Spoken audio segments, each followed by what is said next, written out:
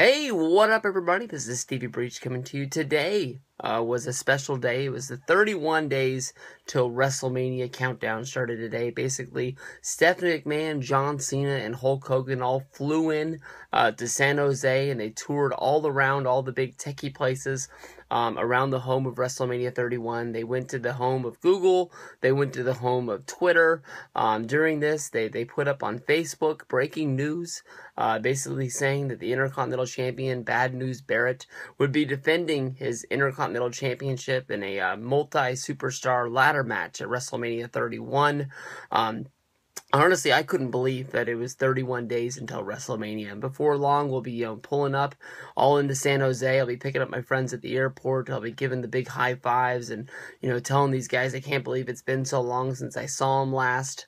And, the next thing I know, it's going to be Saturday night. I'm going to be laying down to go into bed. And I'm going to have that same thought that I have every year, that basically tomorrow is WrestleMania. We're going to be going home soon. I got to make these next 2 days count because they're going to be big. It's so long. You think you plan out this WrestleMania trip, and it's crazy how fast it comes. But that's not what we're talking about today. Today we're mostly going to be talking all about this ladder match and what's going down. Basically, the build for this whole ladder match is Bad News Barrett keeps losing these non-title matches. So he has so many contenders that are out there. We've seen this guy lose to R-Truth, basically the night after becoming the Intercontinental Champion, when basically the Authority was mad at Dolph Ziggler for being on Team Cena at Survivor Series.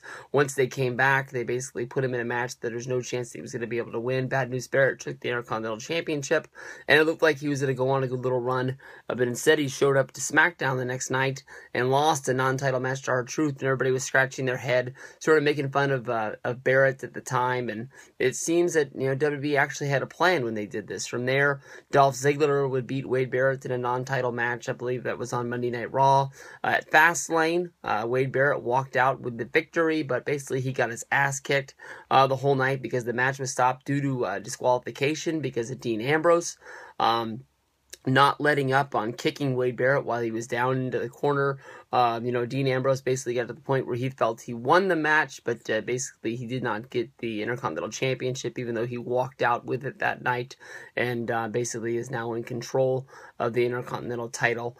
There's so many guys that are out there that basically WWE is going to be bringing back the ladder match to WrestleMania. Basically, the last time we had one of the big Money in the Bank spectaculars was at WrestleMania 26 when Jack Swagger won it, and then of course the next year it was branded into its own pay-per-view, basically hosting two of the Money in the Bank ladder matches, one for the Raw brand and one for the SmackDown. Once the brands were sort of killed off, from there, and the titles were unified to where only having one title. Basically, on 1 year, they just went with one ladder match. That was, of course, the year that they brought Rob Van Dam back. But last year, due to the title being stripped, WWE had the awesome idea of having one of the ladder matches at Money in the Bank be just for the championship, but then also having one of the Future Stars matches, which was won by Seth Rollins, who's still carrying around his at this time. So, since WrestleMania 27, when they took the Money in the Bank away, fans have often been, wondering when the ladder match or the Money in the Bank match would be returning to WrestleMania. It's something that they've really been clamoring for. I can remember when they did the first one that was won by Edge, had Shelton Benjamin in there, Chris Jericho, Christian. I can't remember who else I'm missing for that match, but that match honestly was as close to stealing the show as anything else honestly could be.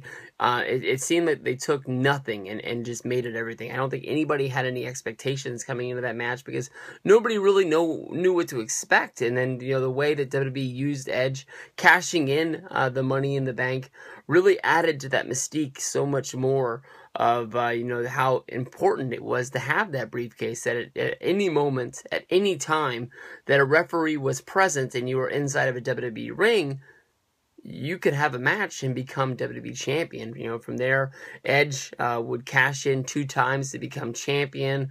Of course, from there, you saw CM Punk cash in 2 times as well. There have been failures along the way. I don't know why I'm highlighting the Money in the Bank so much, since this is for the Intercontinental Championship, but this is going to be an awesome match, and this is going to have a lot of guys in there. I know that today I put up a video talking about Daniel Bryan versus Sheamus. When this morning the rumors was that it was going to be some sort of a 6-pack challenge with no ladders involved, and then all of a sudden out of the middle of nowhere this ladder match gets added, and everybody's going bananas about this match. But even at this, I'm not really that excited about Daniel Bryan being added into the Intercontinental Championship hunt, but he's got to have a match. He's got to be on the card, and it is what it is. But as of right now, it looks like you're probably going to have 5 or 6 guys inside of this match. So you're gonna have Dean Ambrose, you're going to have Wade Barrett, the 2 guys that are really fighting over the Intercontinental Championship. You're going to have R-Truth, you're going to have Dolph Ziggler, and you're going to have Daniel Bryan. Before long, who knows, I might have missed somebody, but there might be somebody else added in there, making it into a 6th man. You know that everybody's going to be wanting to get their hands on this Intercontinental title. If you cannot get on WrestleMania 31 in this Intercontinental Championship match, and then you can't get into the Intercontinental, or the Andre the Giant 2nd Memorial Battle Royal, you're really low on WWE's card, because this is going to be featuring everybody. Zack Ryder's going to get the call. There'll probably be some NXT guys in that Andre the Giant Battle Royal as well. Alex Riley better be getting in there, because if you're not in this show, you better have one hell of an injury. They're going to make sure everybody gets that WrestleMania payday. It's going to be a good one. I honestly am really excited for this match. I feel bad that Bryan's involved, but I'm sure that all these guys are going to make the best of it. Daniel Bryan in a ladder match isn't the worst. Everybody can remember that he was a one-time World Heavyweight Champion for winning a Money in the Bank as well. So he does have some expertise in these matches.